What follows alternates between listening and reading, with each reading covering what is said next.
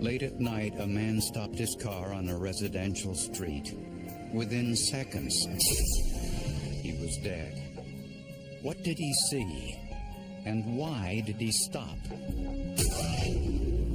An asthma inhaler found nearby, and tiny acrylic fibers answered those questions when there were no eyewitnesses who could.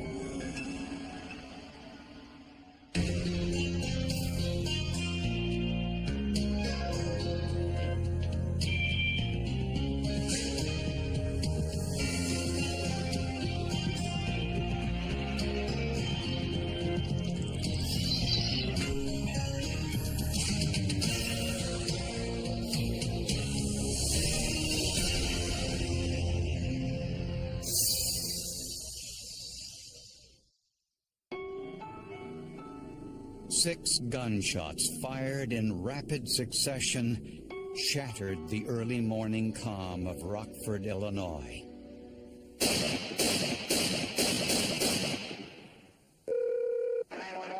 yes, I just wanted to call and report that somebody fired gunshots over at the Alder Manor. Police responded to the area where they saw a car sitting in the middle of the roadway.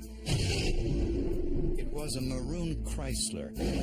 The lights were on. The car was still running. Behind the wheel was a middle-aged man who had been shot repeatedly in the head and chest. The car was still in reverse.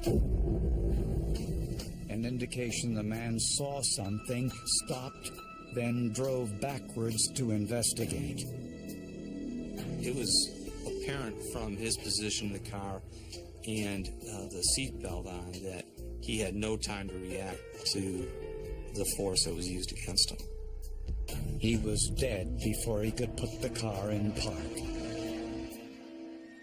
When police ran the license plate, they got some shocking information. The car had been registered to Kevin Rice, and then did a double take and realized, oh my God, it's Kevin. Kevin Rice was one of their own, a Rockford police officer, a 14-year veteran with a spotless record. Theo Glover was his partner.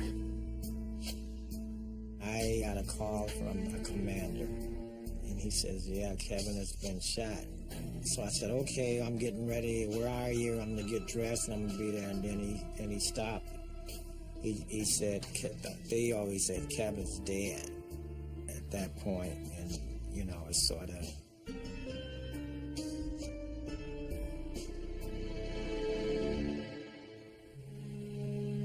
The scene was strangely quiet. Officers were kind of huddled together. Some were grief-stricken, some were just silently assessing the evidence. I remember one officer, he was just crying the whole time while he was trying to find evidence in the grass, and he was just like, well, you know, what else was I going to do? You know, our job now is to solve a crime that had just been committed.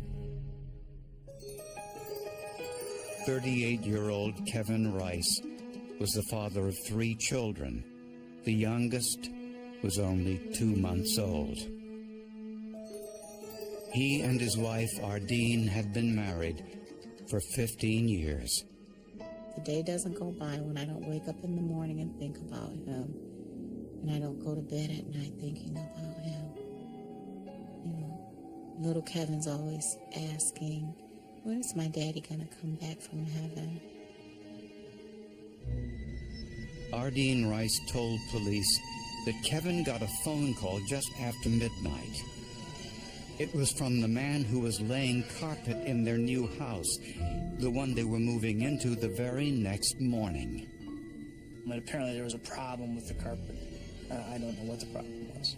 So Kevin left to go over to the new house to check out what the problem was.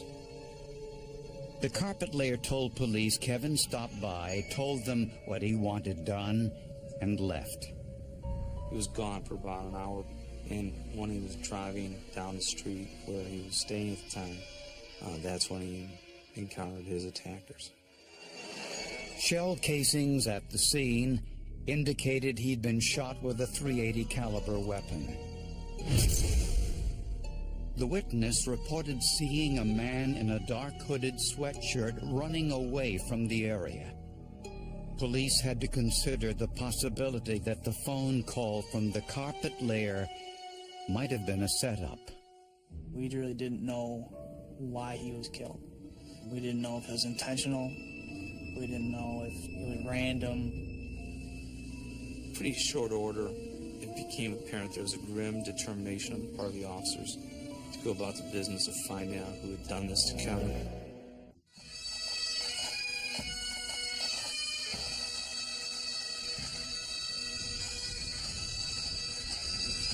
Thousands of residents in Rockford, Illinois turned out for the funeral service of Detective Kevin Rice, the city's first slain police officer in 20 years. It was really something special to see.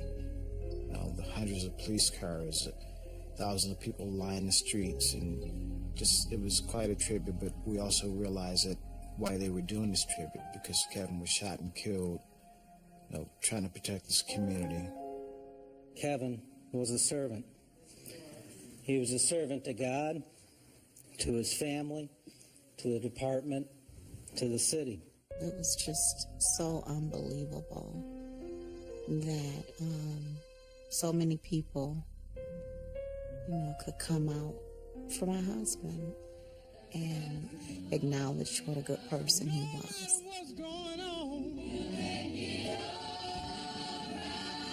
It was just a hard thing to cope with. So, try to stay strong, but his memory stays alive in my heart.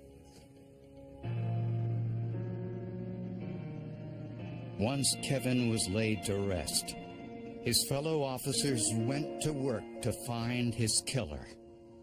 There was 3 goals here: identify who killed Kevin Rice, arrest him, and convict him. Since Kevin Rice spent the last 7 years on the force investigating crimes that involved gang activity, this was a potential lead. My first thought was maybe it was some type of gangbanger who was out there trying to, become a leader type of thing. People don't enjoy having police officers interfere with their criminal activity. If they want to sell drugs or gangbang, they usually don't take too kindly to that, so you just never know what someone might do. Detectives went through prison records to see if anyone Kevin arrested had been recently released. Meanwhile, in a search of the crime scene, police found some potential clues. In a nearby backyard, they came across a key ring with 2 keys on it. A few feet away was an asthma inhaler. We now had another piece to the puzzle, and we were becoming more excited about, we were really onto something here. Maybe this is going to lead us in the direction that we really needed to go. These items were dusted for prints, but none were found. In an odd turn of events, police recognized the keys. They were from the Auburn Manor apartments, located about 2 blocks from the shooting. Because of so many problems that were there, the management at Auburn Manor had given us a set of keys, and we needed to respond to that building. We would be able to open the outer doors to let ourselves in. Next to the apartment building, police noticed a dark blue hooded sweatshirt on the ground. We knew that the witness, who was awakened by the gunshots, saw the figure wearing a dark colored hooded sweatshirt.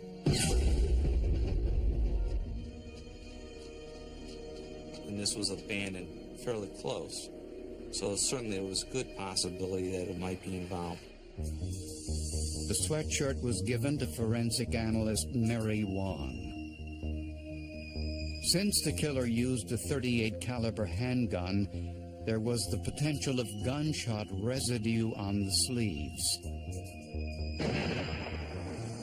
When a weapon is discharged, a cloud of gases form, and then these particles are then deposited at any surface in the vicinity of the discharge.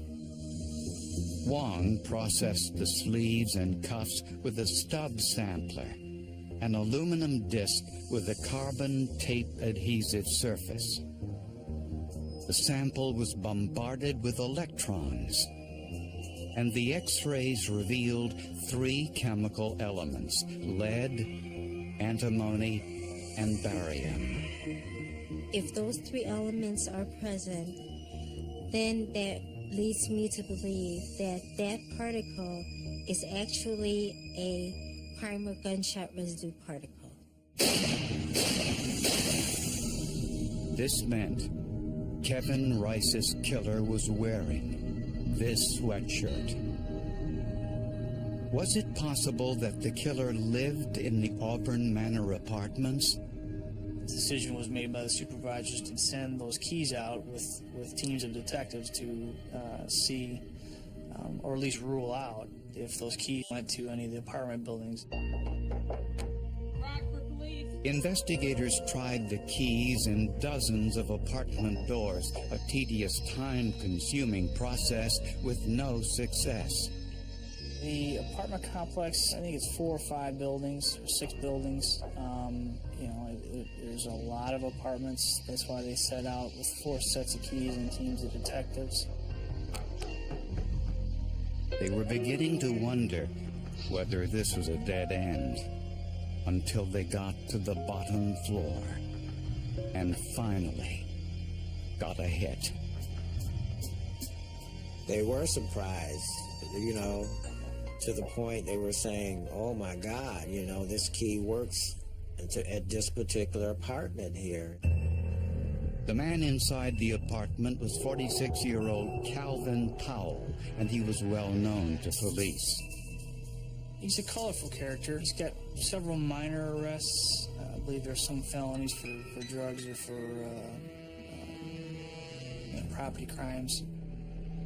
Powell insisted he had nothing to do with Rice's murder, but he could offer no alibi. He told investigators that 19-year-old William Buck sometimes slept in his apartment and said that Buck owned a weapon. What he told us was that in the past, Buck had assaulted him with a .380 caliber semi-automatic handgun. We knew that was the caliber or the size of weapon that was used to shoot and kill Kevin Rice. And there was another coincidence. The asthma inhaler found near the crime scene was traced by its lot number to William Buck's doctor. William Buck was a patient at this clinic and actually had been prescribed the precise type of inhaler that we found, an inhaler used for asthma. A background check of William Buck also revealed he was no stranger to violent crime. 19-year-old William Buck was now the prime suspect in Detective Kevin Rice's murder. A background check revealed some chilling information.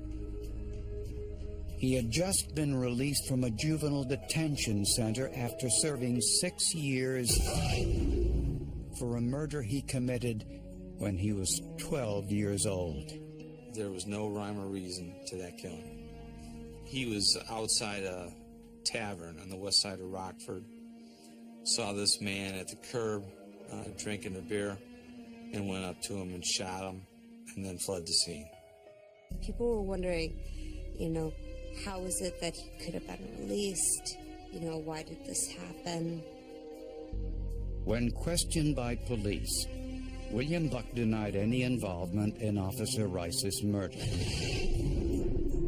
He implicated his friend, 19-year-old Vincent Holmes as the man who killed Kevin Rice. Vincent Holmes, he was a street kid, late teens. He was friends with William Buck, hung out at the Auburn Manor apartment complex. Really had a flat affect, borderline functioning intellectually. Just a street kid with really no purpose in life. Not surprisingly, when Holmes was questioned, he pointed the finger at William Buck. This created a problem. Could forensics prove who pulled the trigger? Several residents at the Auburn Manor apartments saw William Buck and Vincent Holmes together on the night of the murder. They were outside the apartment drinking. The residents were able to identify the clothes each man was wearing. And with a search warrant, that clothing was retrieved from their respective apartments and sent to forensic analyst Mary Wong. She conducted the same test she used on the hooded sweatshirt. No gunshot residue was found on either man's clothing. So the hooded sweatshirt and the shirts from both men were sent to Skip Palahniuk, one of the country's premier experts in trace evidence analysis. In terms of physical evidence, microscopic evidence, this was the only evidence available. And so it assumed great importance in the case as the investigation proceeded. His job was to determine which man was wearing the sweatshirt. So whenever two objects come into contact, there's always a transfer of material. Anybody who's ever worn a new sweatshirt knows, especially if you take a dark sweatshirt and put on a white shirt, for example, that it sheds horribly. You get fibers all over the place. Under a microscope, Palahniuk discovered that the sweatshirt was made up entirely of acrylic fibers. Palahniuk could find no acrylic fibers on Vincent Holmes' shirt, but he did find some on William Buck's shirt. But were these fibers from the sweatshirt? Most clothing isn't dyed with just one color. Usually, it takes a combination of colored dyes to get just the right shade. To identify the chemical makeup of the blue fibers, Palahniuk placed them on a plate of silica gel and dipped them into a solvent. The solvent mixture travels its way up the plate. It starts to separate the dyes into individual components. It's sort of a gratifying moment as a scientist to see each dye separating out. The fibers were unusual. Most contained 3 or 4 color mixtures. These fibers contained 7, and the colors and the composition were identical in both samples. This meant the blue acrylic fibers on William Buck's shirt came from the killer's hooded sweatshirt. He was wearing either that shirt or, just by pure dumb luck, he was wearing an absolutely identical shirt to that one. Finally, investigators swabbed around the neck of the sweatshirt and found microscopic skin cells, possibly from sweat. The DNA profile of those cells matched Buck's genetic profile. William Buck was arrested and charged with first-degree murder. And it was William Buck's accomplice, Vincent Holmes, who revealed why Kevin Rice stopped his car on that fatal night.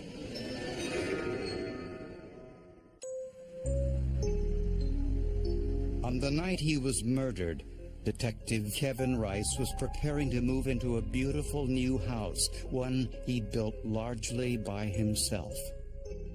This was really like his dream. It was something he wanted to do.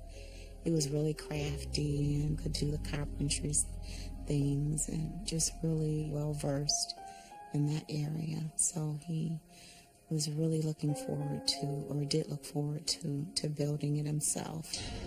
The furniture was to be moved in the following morning. The carpet was being laid that night, and there was a problem. He got a call at home shortly after 1 o'clock in the morning from a friend of his who was finishing carpeting the house and informed that there was a problem with the measurements. And so he just threw on some casual clothes, jumped in his car, and went to see what the problem was. Kevin went to his new house, helped fix the problem, then headed home. According to Vincent Holmes, he and William Buck were breaking into a car when Kevin Rice saw them. Even though Rice was unarmed, he confronted them. William Buck was fresh out of prison and had no intention of going back.